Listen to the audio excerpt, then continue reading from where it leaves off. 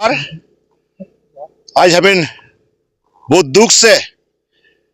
news देख लगा होते जेहेतु 2014 के घटना सीरियली गोलीबद्ध हम इनके जनगोष्ठी पूरे हो रहा है 2014 में बतासीपुर से लेके कोकराझार तक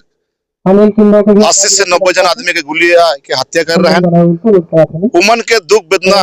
उमन के याद करते हुए आज जोड़ापुकुरी आंचलिक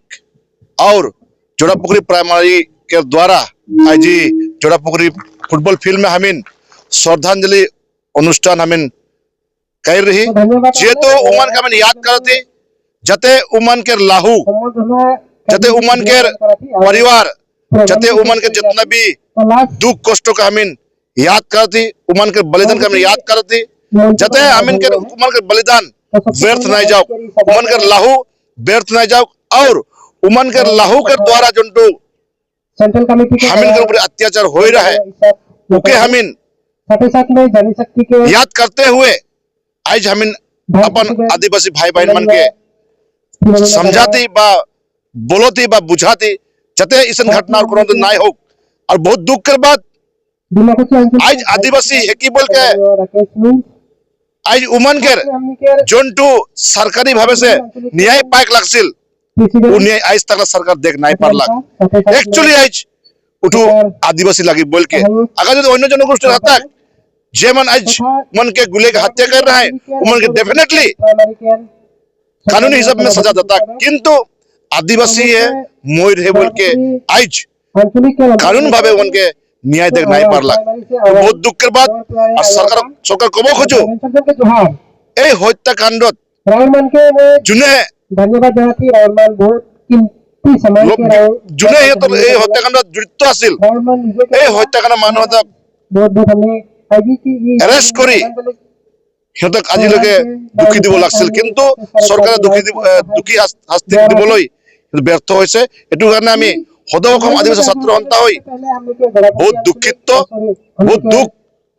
অনুভৱ কৰিছো আৰু আগন্তুক দিনলৈ এনেকুৱা ঘটনা নহয় সেই উপলক্ষে সেই লৈ আমি আজি আদিবাসী ৰাজ্যৰ মাজে মাজে আমি শ্ৰদ্ধাঞ্জলি অনুষ্ঠান কৰি আদিবাসী ৰাজ্যক আমি সজাগ কৰি আছো ডেফিনেটলি जोंटू आदिवासीर हत्या आजिर पुरा बोली নহয় 96 बोली নহয় तार आगर पुरा आदिवासीर हत्या হৈ আছে যেহেতু आदिवासी हल जल जंगलक ভাল পোৱা মানুহ আৰু আদিবাসীয়ে মাটিক শ্ৰদ্ধা কৰে সেই কাৰণে আদিবাসী মানুহে নিজৰ মাটি বাড়ি বচাই ৰাখিছে সেই মাটি বাড়ি কোনবা দুষ্কৃতি চক্ৰই বেয়া চকুৰে নজৰ দি সেই মাটি বাড়ি কাঢ়ি লোৱাৰ ধান্দাত আজি ইমান দিনত আদিবাসীক অত্যাচাৰ কৰি আহিছে কিন্তু চৰকাৰে আদিবাসী ৰাজ্যক